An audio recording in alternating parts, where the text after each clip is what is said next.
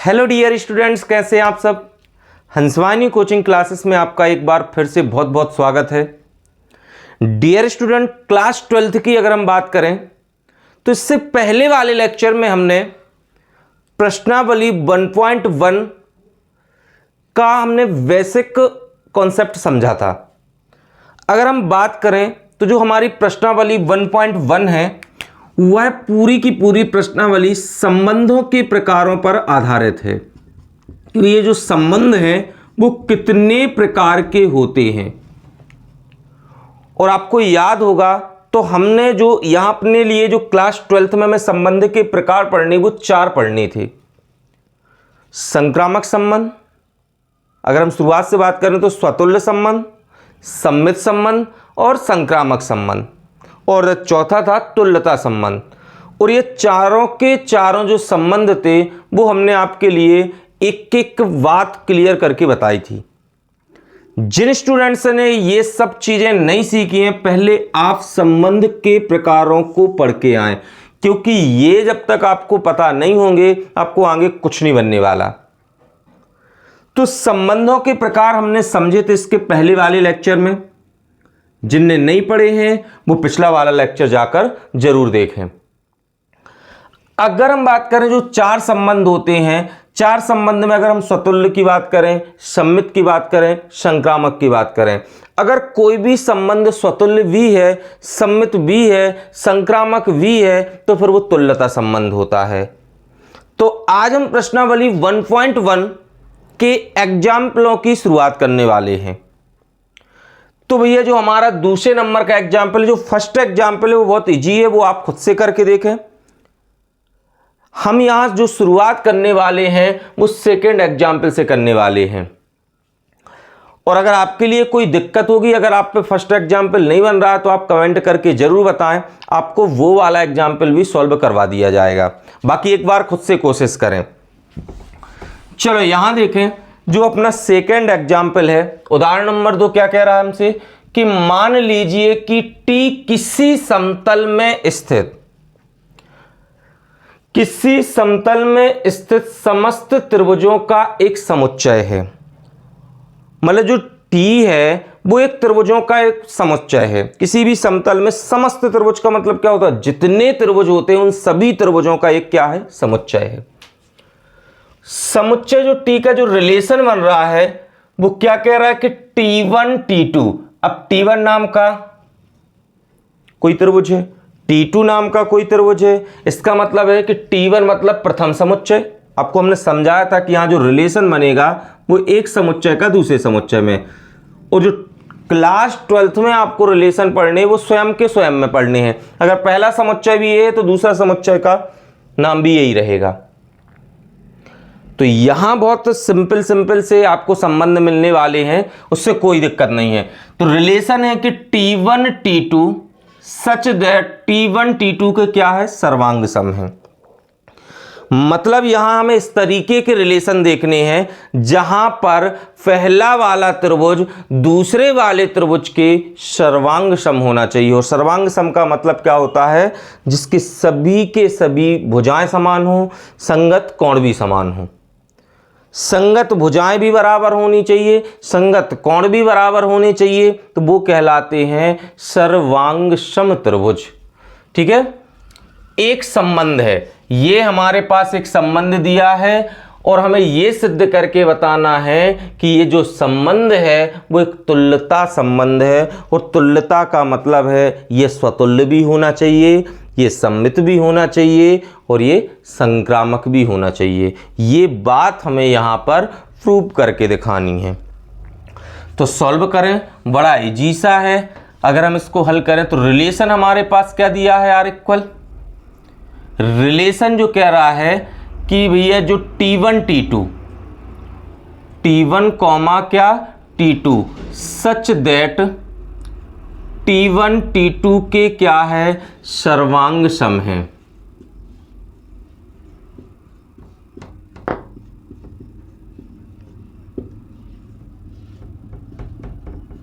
हमें मात्र वो रिलेशन ढूंढने हैं जहां पर एक त्रिभुज दूसरे त्रिभुज के क्या हो, सर्वांग सम हो।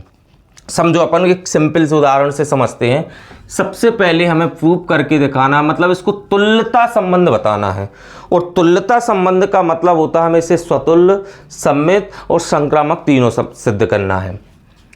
तो अगर हम बात करें, सबसे पहले हम किसको प्रूव करेंगे? स्वतुल्य संबंध को।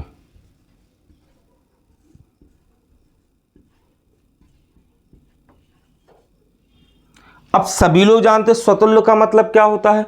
जितने भी समुच्चय हैं, मतलब जितने भी समुच्चय के अंदर अवयव हैं, उन सभी अवयवों का खुद से रिलेशन हो जाए तो वो क्या कहलाती है? स्वतुल्य। मतलब मान लो कि आपके पास अगर समुच्चय में 1 2 3 4 ये 4 अवयव थे।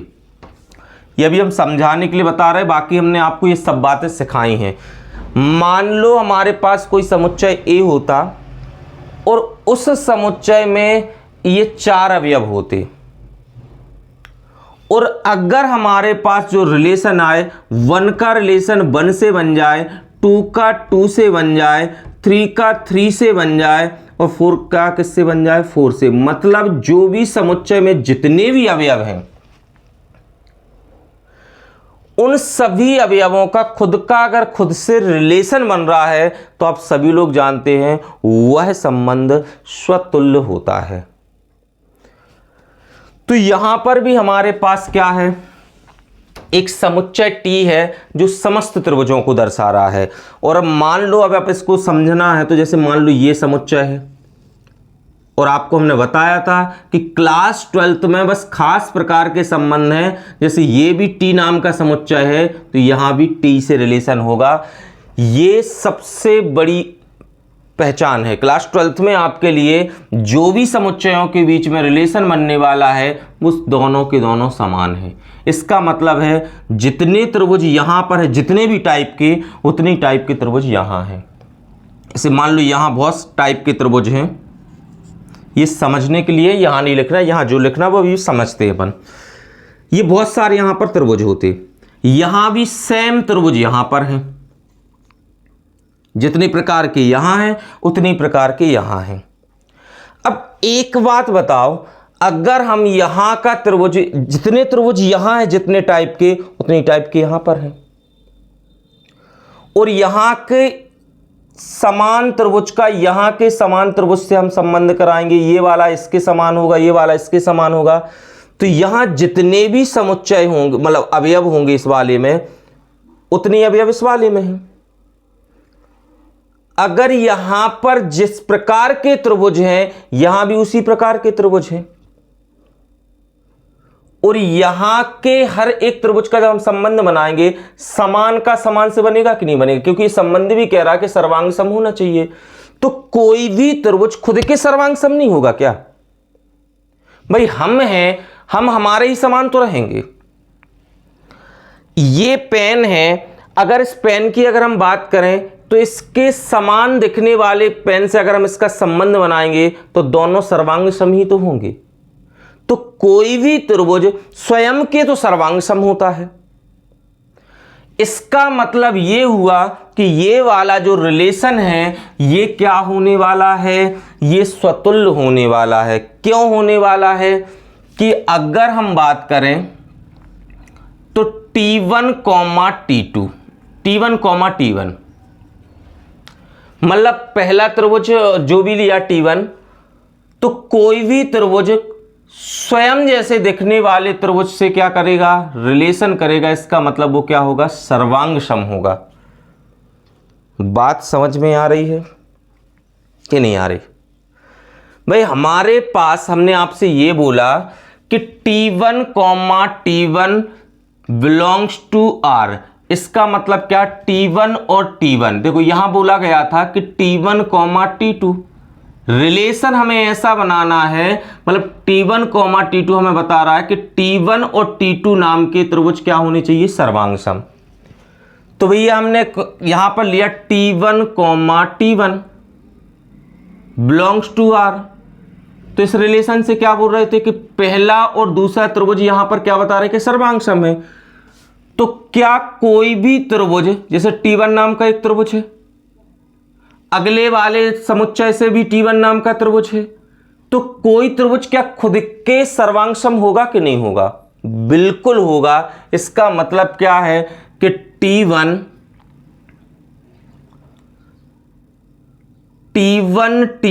के सर्वांग सम है। जो T1 है वो खुद के सर्वांग सम ही तो होगा, सर्वांग सम है, अतः R एक स्वतुल्य संबंध है। R एक क्या है? स्वतुल्य संबंध है। कोई भी त्रिभुज खुद के सर्वांग सम होगा कि नहीं होगा? तो वही किया है कि T1 बिलोंग्स टू R, मतलब कोई भी त्रिभुज खुद के क्या होगा? सर्वांग सम। तो ये क्या हो गया? स्वतुल्य। दूसरी अगर हम बात करें तो दूसरा हमें क्या बताना है? सममित संबंध। सममित चेक करते हैं है कि नहीं। संबंध, जो सममित संबंध होता है वो क्या कहता है? अगर आपके पास एक सीधा संबंध है तो जस्ट एक उल्टा होना चाहिए।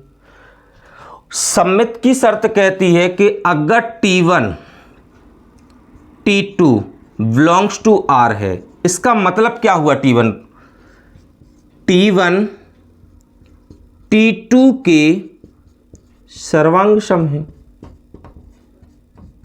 शर्त तो यही कहती है ना कि अगर कोई भी रिलेशन अगर आपके पास है दो त्रिभुजों के बीच में, तो वो रिलेशन क्या कहता है कि T1 T2 के क्या है? सर्वांग सम है।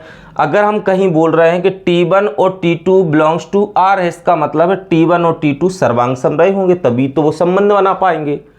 शर्त तो यही है, संबंध की शर्त है कि शर्त क्या कह रही है? तभी संबंध बनेगा जब दोनों एक दूसरे के क्या होंगे? सर्वांग सम। और अगर हमने बोला कि T1 और T2 भी बिलोंग कर रहे हैं R से, बिलोंग्स टू R हैं, इसका मतलब T1 T2 के क्या है? सर्वांग सम है। अच्छा एक बात बताओ, जब T1 T2 के सर्वांग सम है तो क्या हम इसको ये नहीं लिख सकते कि T2 भी किसके सर्वांग सम होगा? T1 जब T2 के सर्वांग सम है तो T2 भी तो T1 के सर्वांग सम होगा। तो हम लिख सकते हैं T2 T1 के क्या है? सर्वांग सम है। और अगर ये वाला भी सर्वांग सम है तो ये क्या कहता है? इसको क्या हम ऐसा नहीं लिख सकते? तो फिर T2 T1 belongs to R। अगर दो त्रिभुज सर्वांग सम है तो वो रिलेशन बनाएंगे। रिलेशन यही कह रहा है कि जो भी रिलेशन होगा वो एक दूसरे के क्या होंगे? सर्वांग सम। ये लिखा तो आप ये लिख सकते हो और ये लिखा है तो आप ये लिख सकते हो। और अगर यहां मिल रहा है कि T2 T1 के सर्वांग सम है, इसका मतलब है T2 T1 भी बिलोंग्स टू क्या है? R।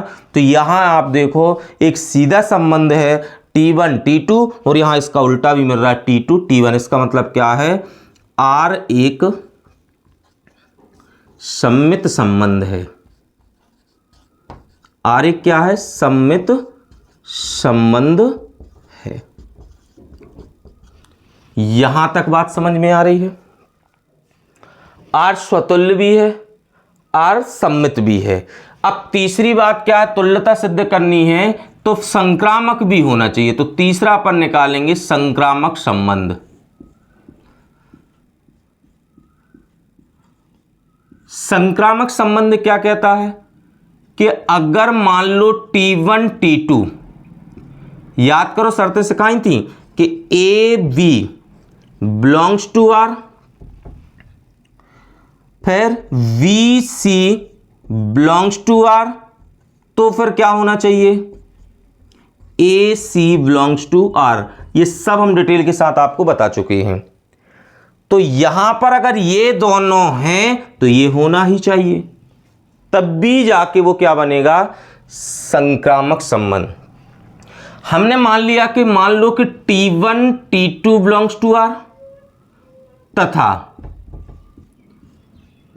T2 T3 belongs to R, ये हमने मान लिया। T1 T2 यहां A भी ना होगा, T1 T2 है। T1 T2 हो गया यहां और यहां T2 T3 हो गया, एक नया अवयव आ गया। इसका मतलब क्या हुआ, अगर ऐसा हम लिख रहे हैं इसका मतलब है कि T1 T2 के सर्वांग सम है। संबंध ही कह रहा है ना, T1 T2 अगर बिलोंग्स कर रहे हैं इसका मतलब T1 T2 के सर्वांग सम है। तो इससे हम क्या लिख सकते हैं, T1 T2 का मतलब क्या हुआ, T1 T2 के सर्वांग सम है तथा T2 T3 belongs to R। इसका मतलब क्या है, T2 T3 के सर्वांग सम है।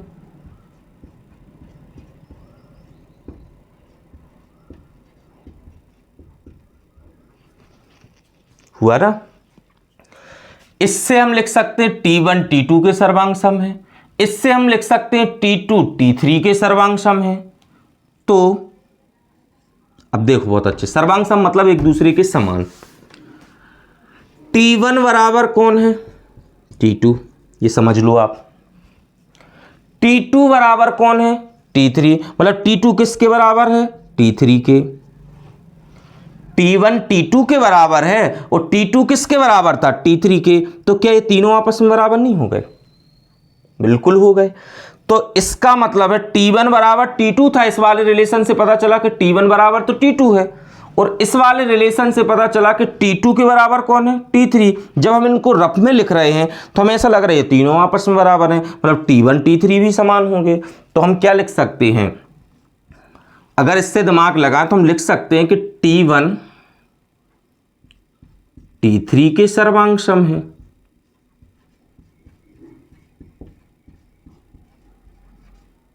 T1 जो है वो T3 के क्या है, सर्वांग सम है। और भैया अगर T1 T3 के सर्वांग सम है, ये इस तरीके का अगर हम लिख पा रहे, इसका मतलब उनके बीच में भी रिलेशन है। तो क्या हुआ, इसका मतलब कि जो T1 है और जो T3 है, अगर ये दोनों सर्वांग सम है, मतलब ये भी बिलोंग्स टू क्या है, R है। क्योंकि यहां मात्र उन्हीं चीजों का संबंध बनने वाला इस क्वेश्चन में जो एक दूसरे के क्या है, सर्वांग सम है।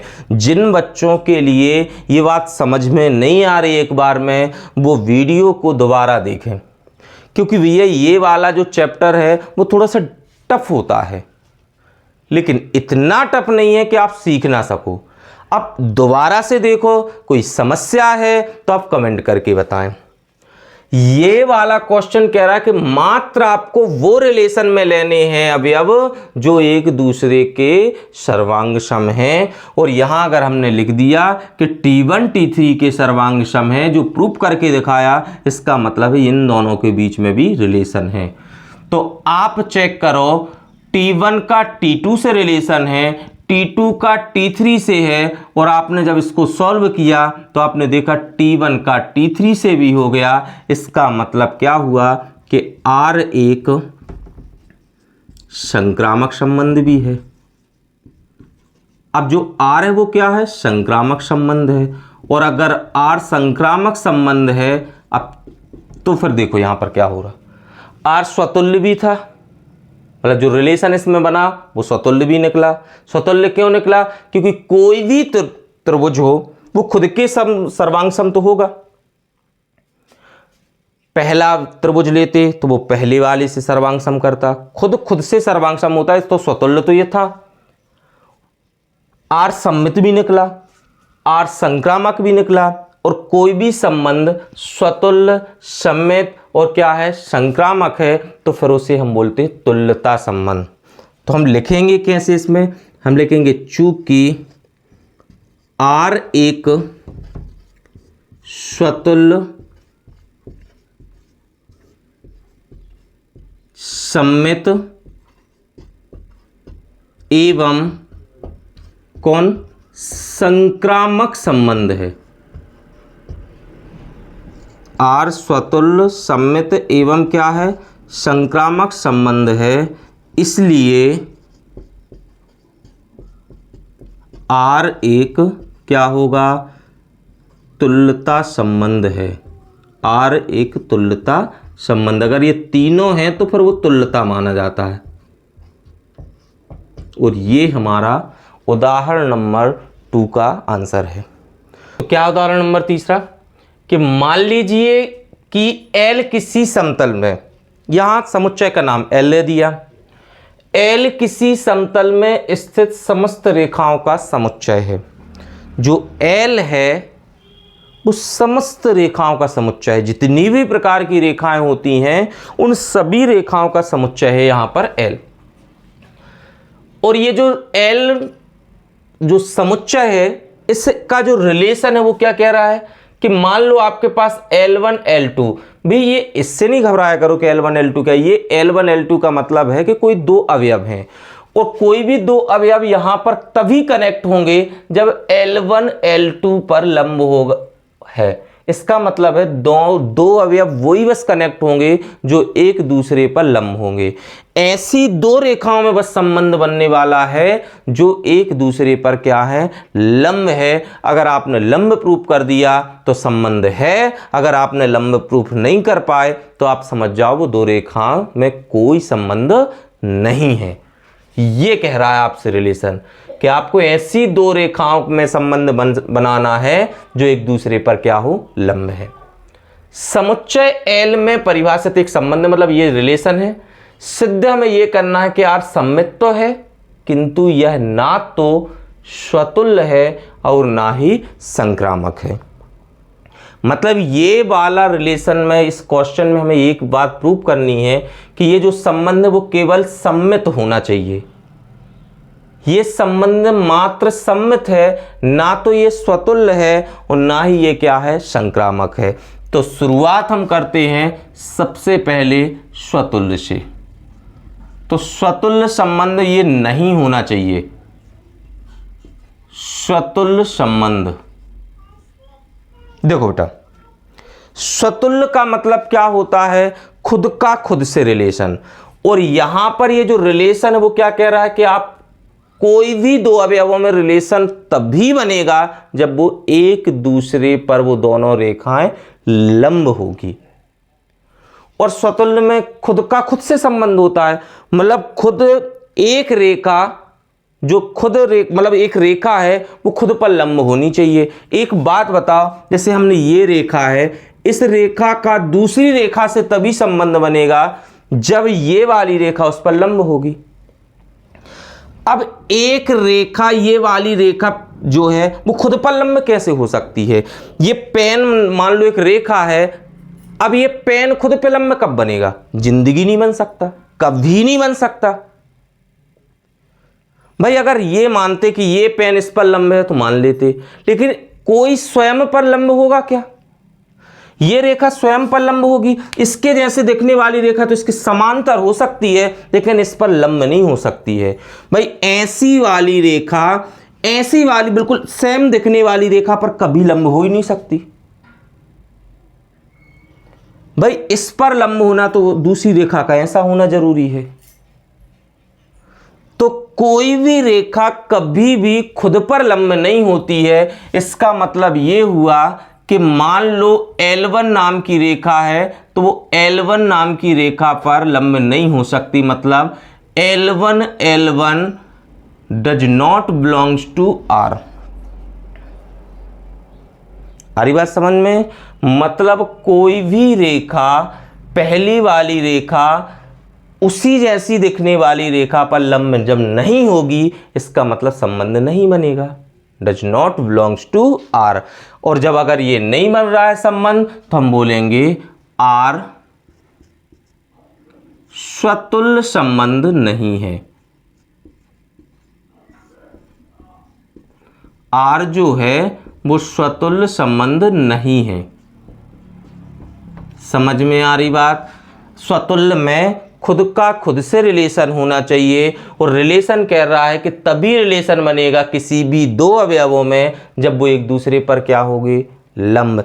तो खुद से ऐसी रेखा कभी एक दूसरे पर लंब नहीं हो सकती। एक रेखा ऐसी है और उसी जैसी दिखने वाली रेखा के साथ अगर हम उसको कंपेयर करें तो वो क्या लंब आएगी?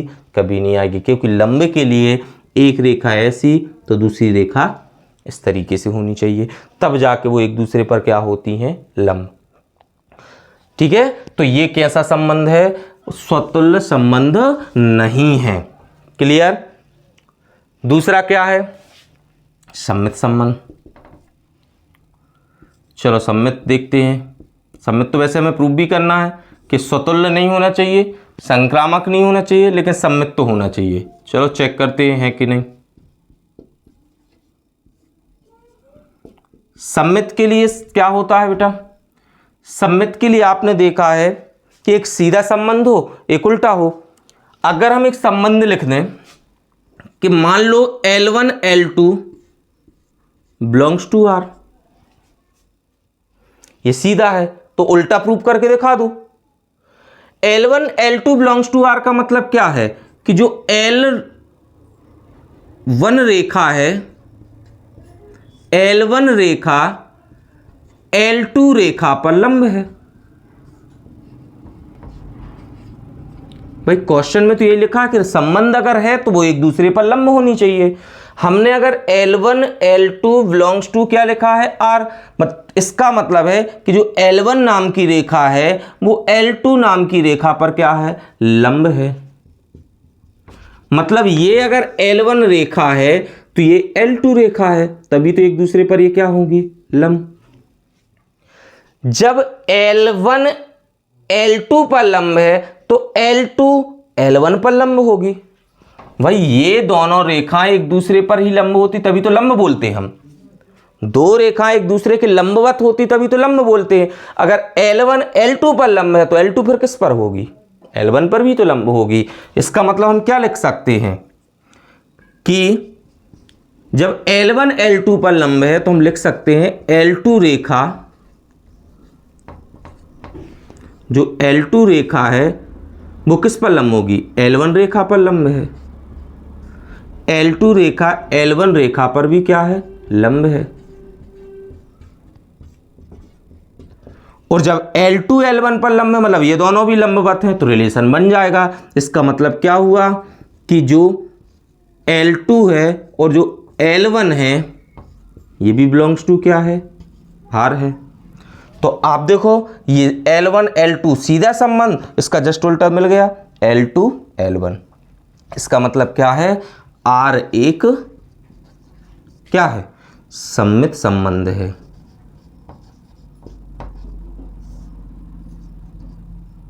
R एक क्या है? सम्मित संबंध है। ये बात आई समझ में। तीसरा, R सम्मित सिद्ध करना था, सम्मित आ गया। R स्वतुल्य नहीं होना चाहिए था, संक्रामक। तो स्वतुल्य तो नहीं हुआ, अब संक्रामक और चेक करते हैं। चलो यहां देखें, अगला है संक्रामक संबंध।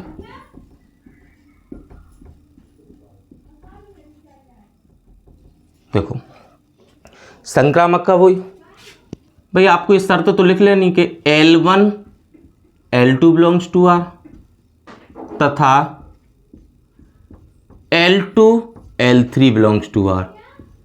ये दो शर्तें हमने लिख दी, तो तीसरी आपको याद होना चाहिए कि इसका फर्स्ट अवयव, इसका सेकंड अवयव, ये दोनों में संबंध दिखा दो तो फिर वो संक्रामक होगा।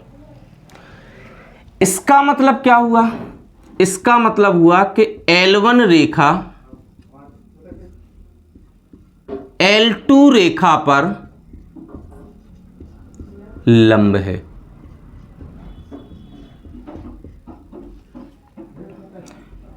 इसका मतलब क्या हुआ? तथा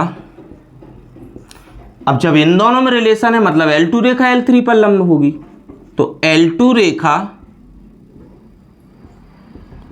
L3 पर लंब है। L2 रेखा L3 पर क्या है? L3 रेखा पर लंब है। देखो अब समझो, L1 किस पर है? L2 पर। मान लो L1 है, ये क्या है? L2 है। L1 और ये क्या है? L2। ये लंब हो गया। L2 किस पे लंब होनी चाहिए? L3 पर। मतलब हमें ऐसी रेखा लेनी है L3 कि L2 उस पर लंब हो जाए। तो भैया जब हम L3 लेंगे तो ये इस तरीके से लेंगे, तभी तो ये देखो L2 लंब हो रही है L3 पर कि नहीं हो रही। तो आप देख रहे हो कि L1 पर L2 लंब है, L2 रेखा जो है वो यहां पर भी लंब है और L2 जो है वो L3 पर लंब है। तो क्या L1 और L3 लंब बता रही हैं? बिल्कुल नहीं आ रही हैं, ये एक दूसरे के क्या आ रही हैं? समांतर। तो यहां अगर आपने नोटिस किया होगा कि L1 अगर L2 पर लंब है और L2 अगर L3 पर लंब है तो फिर L1 और L3 कभी भी लंबवत नहीं हो सकती हैं, वो एक दूसरे के क्या होंगी? समांतर। तो हम क्या लिखेंगे?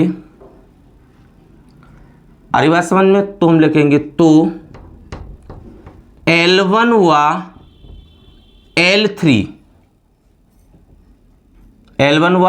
L3 एक दूसरे के क्या हैं? समांतर होंगी। इसलिए जो L1 और L3 में रिलेशन है वो हम लिखेंगे does not belongs to R, क्योंकि रिलेशन तभी बनेगा जब वो एक दूसरे पर क्या हो? लंब हो। लेकिन यहां तो L1 और L3 एक दूसरे के क्या आ रही थी? समांतर, मतलब ये बिलोंग्स टू R नहीं होगा। तो ये दो संबंध तो हैं, लेकिन ये तीसरा जब नहीं हुआ इसका मतलब ये संक्रामक नहीं है। तो हम लिखेंगे इसलिए R, या अपन लिखेंगे R एक संक्रामक संबंध नहीं है।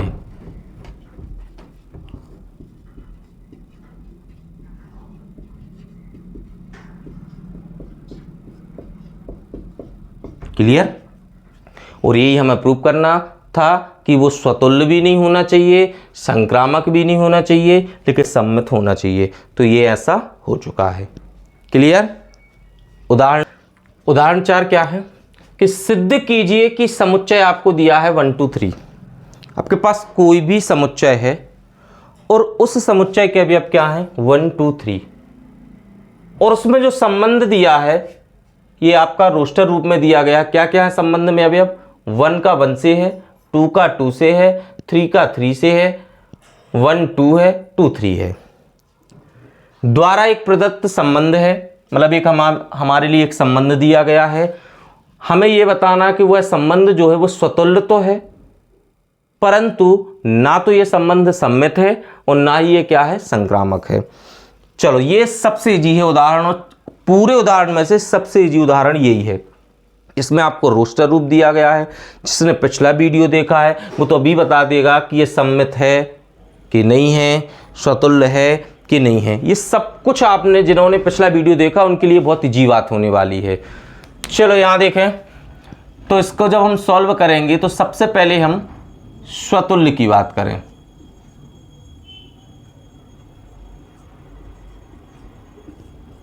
स्वतुल्य संबंध में हमने आपको क्या बताया था कि जो भी आपके लिए समुच्चय दिया गया है उस समुच्चय के सभी अवयवों का खुद से संबंध होना चाहिए।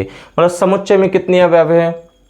1 2 3, मतलब 1 का 1 से रिलेशन मिल जाए, 2 का 2 से मिल जाए, 3 का 3 से मिल जाए। मतलब जितने भी समुच्चय में अवयव हैं उन सभी अवयवों का खुद से रिलेशन अगर मिल रहा है तो फिर समझ लो कि वह स्वतुल्य है। तो ये संबंध में अगर आप ढूंढने जाओ रिलेशन में, तो क्या 1 का 1 से है? बिल्कुल है। क्या 2 का 2 से है? बिल्कुल है। क्या 3 का 3 से है? बिल्कुल है। मतलब 1 का 1 से भी मिल रहा, 2 का 2 से भी मिल रहा, 3 का 3 से भी मिल रहा, इसका मतलब ये स्वतुल्य संबंध है। तो क्या लिखेंगे अपन? इसको लिखेंगे कैसे कि 1 1 belongs to R, 2 2 belongs to R और 3 3, 3 अवयव है ना, 3 3 बिलोंग्स टू R। ठीक है, इसका मतलब क्या हुआ? अतः R कैसा है? R मतलब रिलेशन, कैसा रिलेशन है ये? स्वतुल्य। अतः R स्वतुल्य संबंध है। मतलब यहां जो आपको रिलेशन दिया गया है वो कैसा है? स्वतुल्य संबंध है। क्लियर?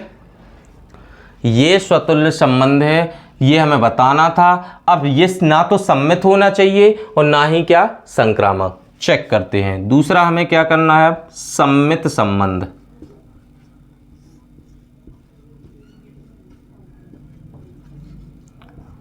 चलो भैया, सम्मित की शर्त क्या होती है कि एक सीधा संबंध और एक उल्टा संबंध। जब ये देखो, जब हम सम्मित और क्या चेक करते हैं, संक्रामक, तो खुद से रिलेशन वालों को चेक करने की जरूरत नहीं है, आप मात्र अदर अवयव देखें। अब देखो यहां 1 का किससे, 2 से, तो फिर अगर इसको सम्मित होना है तो जब 1 का 2 से है तो उसका उल्टा भी मिलना चाहिए, मतलब 2 का किससे, 1 से। अगर ऐसा है तो फिर वो सम्मित हो जाएगा, और अगर ऐसा नहीं है तो फिर वो सम्मित नहीं होगा। चलो भैया चेक करो, क्या 1 का तो 2 से है, क्या इस रिलेशन में कहीं 2 का 1 से दिख रहा है? बिल्कुल नहीं दिख रहा है। इसका मतलब ये सम्मित संबंध नहीं है। तो इसको लिखेंगे कैसे सम्मित संबंध को? ये स्वतुल्य था, ये सम्मित है। हम क्या लिखेंगे इसमें कि 1 2 बिलोंग्स टू क्या है, R, लेकिन 1 2 बिलोंग्स टू R तो है, लेकिन हम क्या लिखेंगे कि 2 1 does not belongs to R। 1 का 2 से तो रिलेशन है, लेकिन उल्टा रिलेशन नहीं है। किसका? 2 से 1 से। कहीं दिख रहा है क्या? नहीं दिख रहा है। इसका मतलब R क्या नहीं है? सम्मित संबंध नहीं है। R सम्मित संबंध नहीं है। इतनी बात आई आपको समझ में? चलो तीसरा हमें क्या प्रूव करना है? संक्रामक संबंध।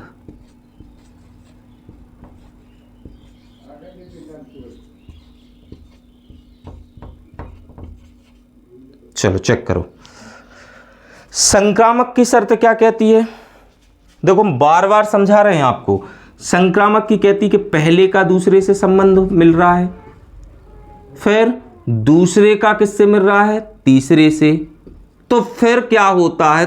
तो फिर पहले का तीसरे से होना चाहिए। जब पहले का दूसरे से और दूसरे का तीसरे से हो तो फिर ये होना चाहिए। अगर मात्र कोई कहानी यहीं खत्म हो गई, पहले का दूसरे से तो है लेकिन दूसरे का तीसरे से है ही नहीं है, तब भी वो संक्रामक माना जाएगा। जब ये ना हो तो फिर इसकी कोई जरूरत नहीं है, इतना बस आ रहा है, तब भी वो क्या माना जाएगा? संक्रामक। लेकिन अगर इसका इससे है और फिर इसका इससे है तो फिर ये ढूंढना कंपलसरी है, फिर तो आपको इसको ढूंढना ही पड़ेगा। अगर ये मिलेगा तो फिर संक्रामक है, नहीं मिलेगा तो संक्रामक नहीं है। और मान लो ये अकेला मिला, आगे कुछ है ही नहीं है, तब भी ये संक्रामक होगा। ये पहले भी बताया था और ये आपको हमने दोबारा फिर से बताया है। चेक करो, इसमें हमने बोला था कि संक्रामक और किसको चेक करना है अगर आपके लिए सम्मित को, तो ये स्वतुल्य वाले अवयव मत देखो, कोई जरूरत नहीं है, आपका समय बचेगा, आप इतनी से चेक कर सकते हो। 1 का किससे है? 2 से। 1 का किससे? 2 से। मतलब A का किससे? B से। पहले की मित्रता दूसरे से। अब दूसरे वाले की मतलब 2 नंबर, ये इसकी अगर किसी अदर से है तो फिर वो तीसरा ढूंढना जरूरी है। देखो हम आपको पूरा रिलेशन लिख दे रहे हैं, A B belongs to R, B C belongs to R, तो फिर कौन जरूरी है? A C belongs to R. अब तो ये समझो, पहला दूसरे से कनेक्ट है और अगर दूसरा तीसरे से कनेक्ट है तो फिर आपके लिए पहले और तीसरे में, तो यहाँ पहला बन गया ए, दूसरा बन गया बी, मतलब ये 2 नंबर। तो भैया यहां पर ये रिलेशन तो दिख रहा है। अब 2 से शुरू होने वाला अगला है क्या? मतलब ये बी पे खत्म हुआ था, अगला बी से शुरू होने वाला। चेक करो, बिल्कुल है। और 2 नंबर मतलब जो 2 है वो 30 से कनेक्ट है। तो जब यहां पर ए बी से हो और बी किससे हो? सी से, तो फिर किस में संबंध चाहिए? ए और सी में। मतलब 1 का 2 से है, 2 का 3 से, तो इनको अलग करो तो किस किस में संबंध चाहिए? अब 1 और 3 में। क्या कहीं 1 और 3 में रिलेशन दिख रहा है? बिल्कुल नहीं दिख रहा है। इसका मतलब हम क्या बोलेंगे? ये संक्रामक नहीं है। तो लिखेंगे कैसे? लिखेंगे हम ये कि 1 2 बिलोंग्स टू आर, और हम क्या लिखेंगे 2 3 बिलोंग्स टू आर। ये दो संबंध तो मिल रहा है, ए बी, बी और सी, लेकिन कौन नहीं है, 1 3 मिलना चाहिए था, तो ये तो है ही नहीं, तो हम लिखेंगे 1 3 does not belongs to R. इसका मतलब है कि इसलिए आर एक संक्रामक संबंध नहीं है। आर कैसा संबंध नहीं है, संक्रामक संबंध नहीं है। क्लियर, आर संक्रामक संबंध नहीं है। ये हो गई आपकी किसकी, उदाहरण नंबर चौथा। 4 आपके उदाहरण समझ में आए आपको, ये चारों उदाहरण आपको बहुत इजी होने वाले हैं। क्लियर।